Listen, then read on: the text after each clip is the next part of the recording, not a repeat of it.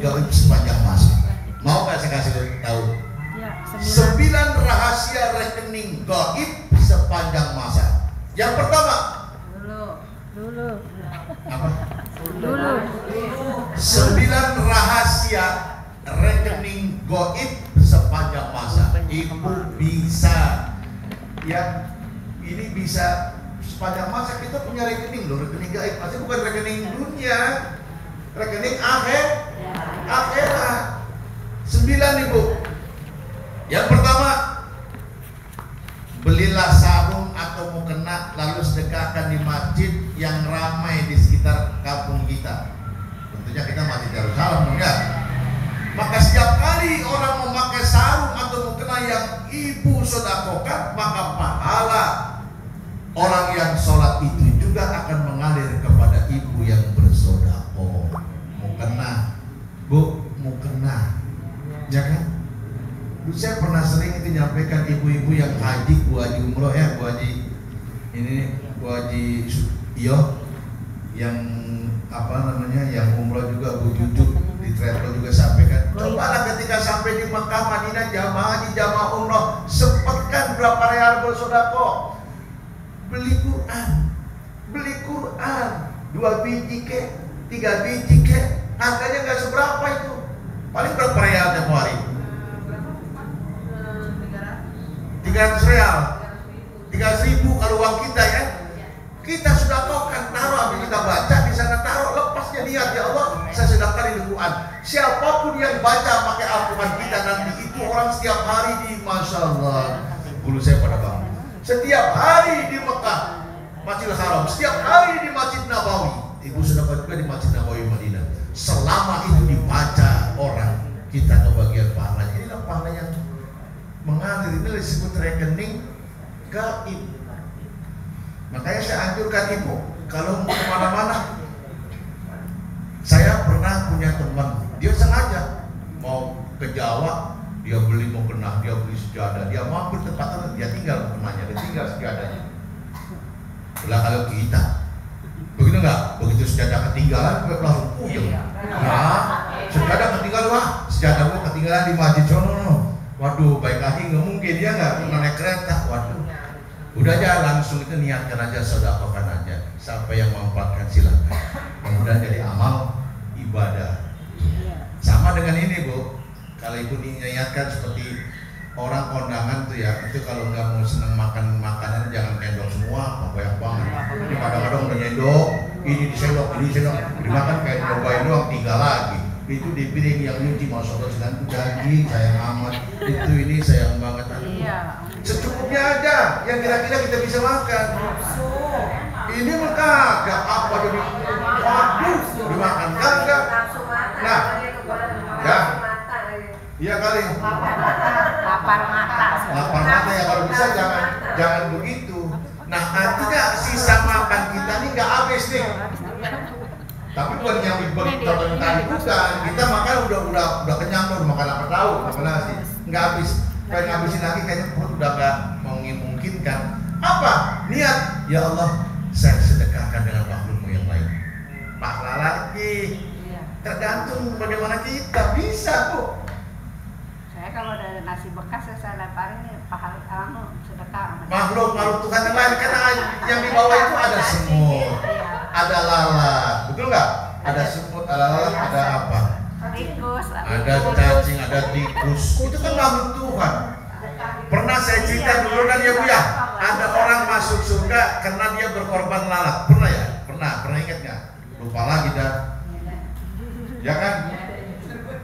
Itu yang pertama. Yang kedua, Bu.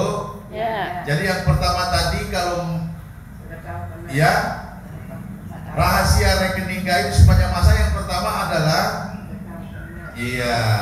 yang kedua, berikanlah sumbangan kepada masjid yang sedang direnovasi atau dibangun. Enggak perlu besar, kecil pun tak masalah, yang penting Anda menjadi bagian darinya.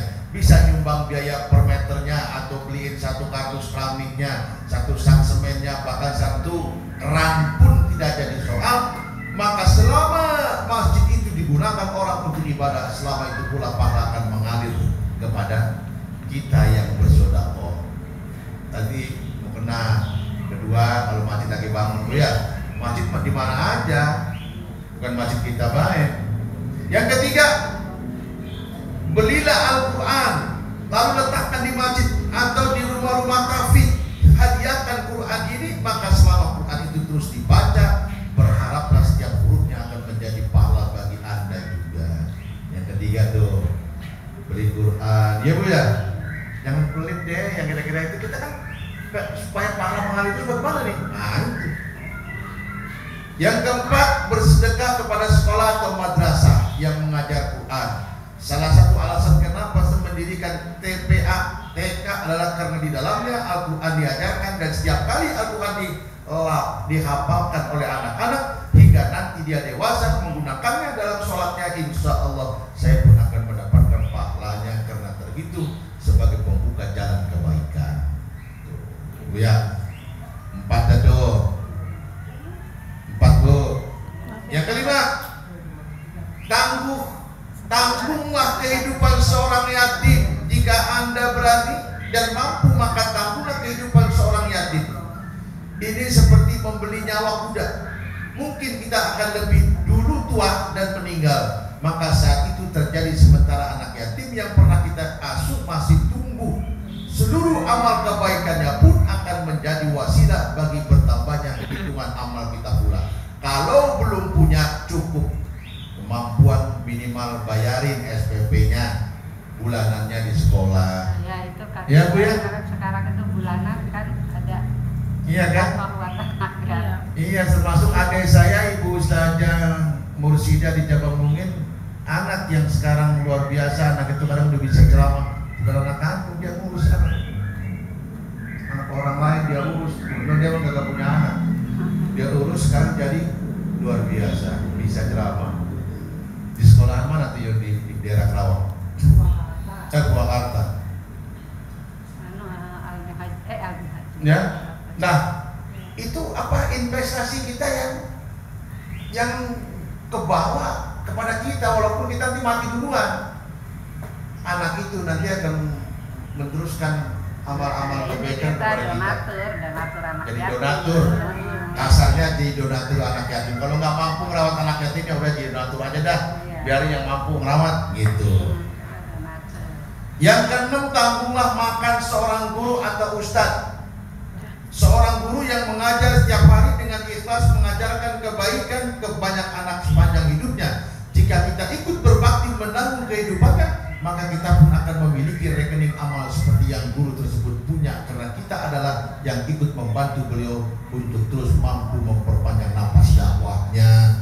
Ya Bu ya. Jadi kalau sama ustadz sama guru itu jangan pada pelit, ya kan? Iya.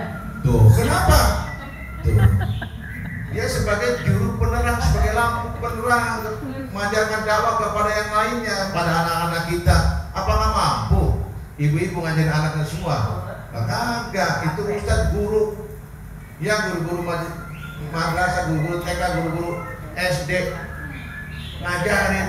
Ibu enak nyerahin aja udah, ya kan? Taunya pinter aja.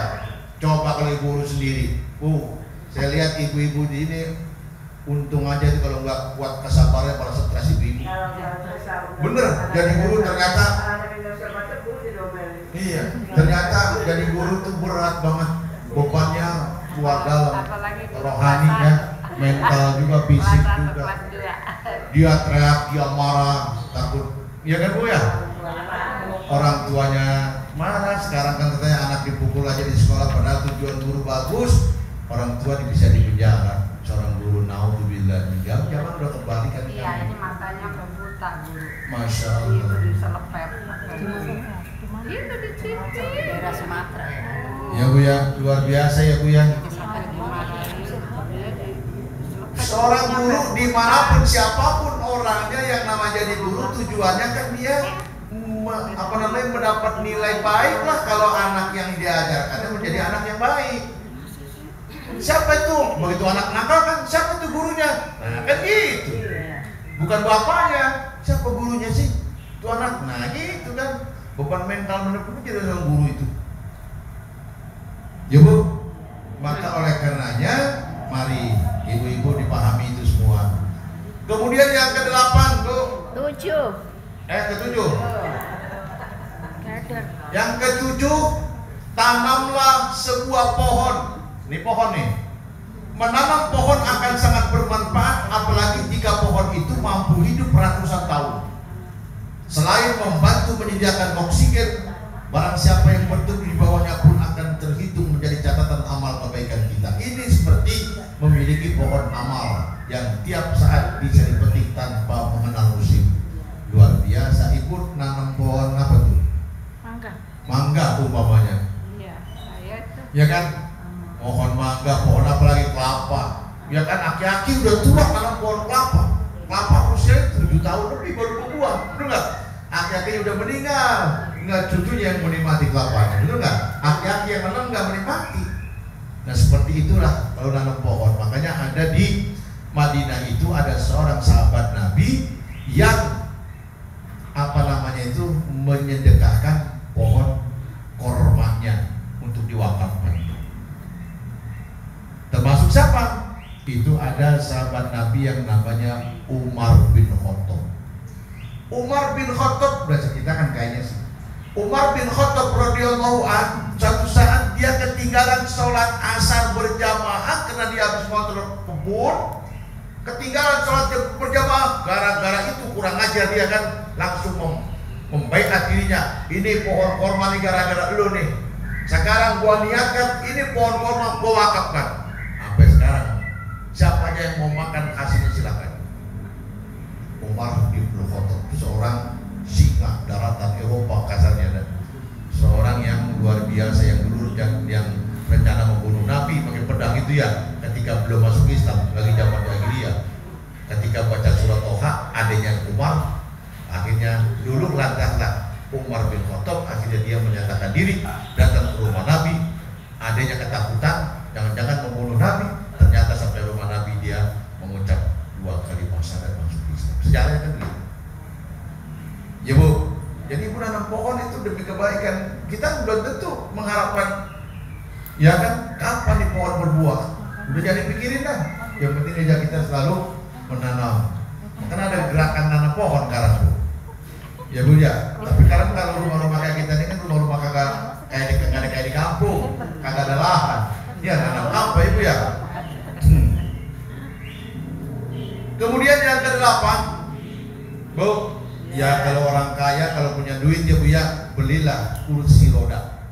Lalu sedekahkan ke klinik atau rumah sakit atau panti jompo, maka setiap kali kursi roda ini dimanfaatkan, bisa Anda membayangkan ya kan, amalan-amalan baik ini pun akan terus mengalir kepada Anda. Sedekahnya kursi roda, punya panti jompo, maka itu mah naudzubillah, kita mungkin bukan kayak orang-orang lain, begitu udah tua orang tuanya disampaikan di panti jompo, betul nggak? Ada kan begitu, makanya ada rumah panti jompo. Lah orang udah tua dikandangin begitu, dikumpulin begitu, mau nggak kira-kira dia udah pada tua? Bisa tega amat tuh anak, kurang asem ya. Nggak mau terganggu kehidupannya dengan kehadiran orang tuanya, padahal dia hidupnya dulu dari orang tuanya.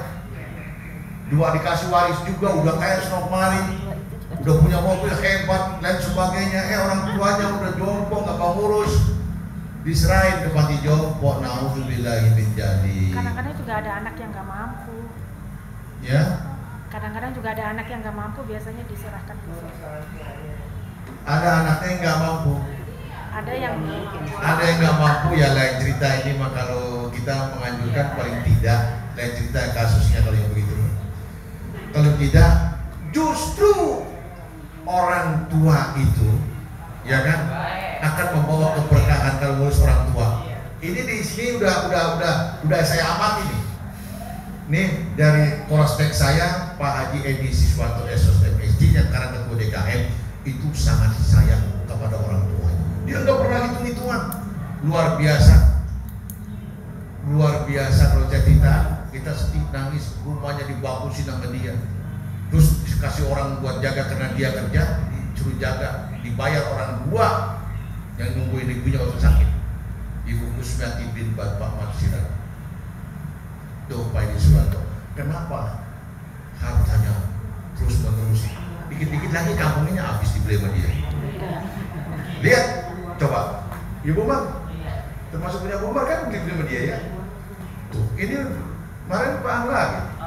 Iya. Saya udah dikirikin, saya masih berdoa. jangan belum ada keperluan. Di sana kontrakannya Masya Allah banyak banget Bu, lebih dari 40. Ya, ini paling tahu nih, ini kaki tangannya namanya Bu RW. Nah itu Pak Bu, apa namanya? Itu Pak Haji Edi. Maaf ya, saya cerita ini bukan yang cerita yang tidak baik. Ini mencontoh kenapa dia begitu murahnya. Termasuk sayang ya Bu ya, Ibu rasain sendiri. Nah yang kedua Pak Haji Didi, ya Haji Didi beras. Nih ini saya malam makan rumah dia siap. Apa kata dia? Ji, lu sering-sering makan rumah gua, emang apa? Lu pulang ada yang mesen beras 10 ton. Kalau 1 tonnya aja sekian, gua punya keuntungan 10 juta. Bukan hal mustahil, ibu-ibu tempo hari dari buat jadi dia kelompoknya ya. Memang istrinya juga sosial. Ibunya sosial, dia sosial luar biasa. Bu, maaf nih, ini bukan nyeritain yang tidak baik. Ini saya nyaksi ini karena saya diajak aja ke Tanah Untuk. Itu dia istri, bapaknya punya istri, bapaknya kan kawin beberapa kali, punya istri meninggal.